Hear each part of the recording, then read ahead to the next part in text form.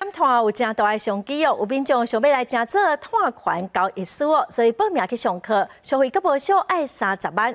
可是后来这民众是指控，伊报名的这间台湾碳净零学院并无立案哦，是违法招生，根本就是诈骗。学院是回应讲，这是一件消费的纠纷，嘛已经在处理了。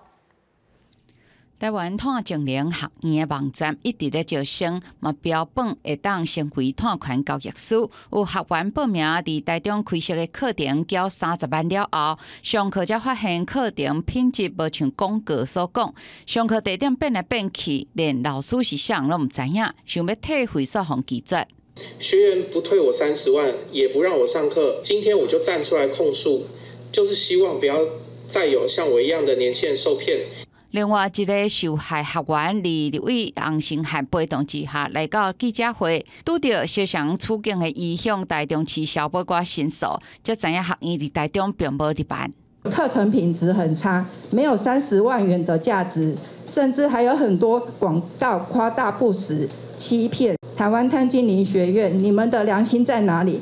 都没有取得合法立案，所以是完全的非法营业哈。